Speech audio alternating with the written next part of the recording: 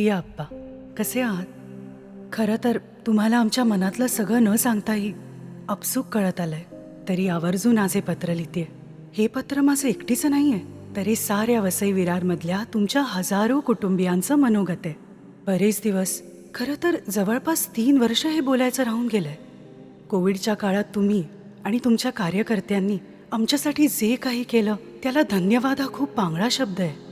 तरी पण हा एक छोटासा प्रयत्न करते. कोविडच्या त्या भयान काळात भीतीचा काळा कभिन्न अंधार घराघरांत आणि मनामनांत दाटलेला होता. संपूर्ण जग जणू थिजून गेलं होतं. पण अशा वेळी तुम्ही एक आशेचा किरण बनून समोर आलात. दुकानं सारी बंद, गरजेच्या गोष्टी मिळणं कठीण झालेलं असताना, सर्वांची पोटं भुकेनं व्याकुळलेली असताना तुम्ही रोज 1,00,000 ताटं खिचडी वाटली. हा आपला मतदार आहे की नाही असा क्षुद्र विचार तुमच्या मनाला शिवला देखील नाही.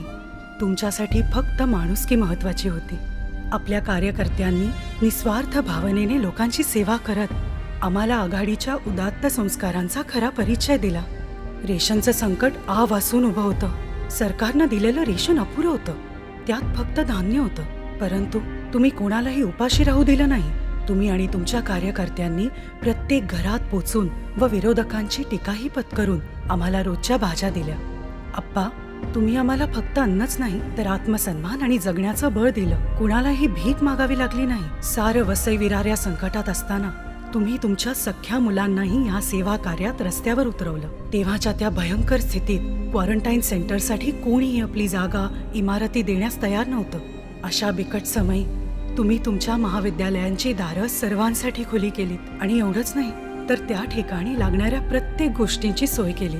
रुग्णांना आराम मिळावा, त्यांच्या उपचाराची व्यवस्था उत्तम असावी याची काळजी घेतली. तुमच्या त्या आपुलकीनं अनेक कोसळत्या मनांना उभारी दिली.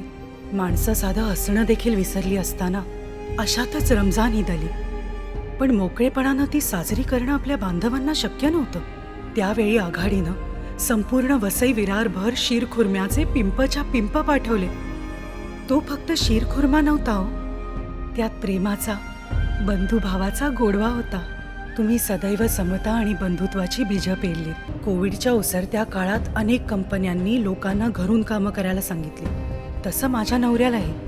पण आमच्याकडे मोठं, जास्त खोल्या असलेलं घर, कामासाठी लागणारी शांतता आणि इंटरनेट नव्हतं. पण आपल्या क्षितिज दादांनी एक अनोखा उपक्रम सुरू केला, वर्क फ्रॉम माय ऑफिस. त्यांनी बहुजन विकास आघाडीचं मुख्यालय सगळ्यांना हक्कानं येऊन काम करण्यासाठी खुलं केलं. तुमच्या मोठ्या मनाचं आणखीन काय वेगळं उदाहरण देता येईल? कोविडच्या काळात श्वासानितकाच रक्ताचाही तुटवडा जाणवत होता. अशा वेळी आपल्या आघाडीच्या कार्यकर्त्यांनी स्वतःच रक्तदान केलं. देशातील सर्वात मोठा रक्तदान उपक्रम तुम्ही आयोजित केलात, ज्यामुळे हजारो लोकांचे प्राण वाचले. आप्पा, कोविड काळात तुमचं नेतृत्व आणि तुमचा सेवाभाव आमच्या समोर आदर्श आहे. पुन्हा एकदा म्हणते की धन्यवाद हा खूप पांगळा शब्द आहे. तरीही धन्यवाद आप्पा. आपलीच वसई विरारमधली तुमची एक लेख.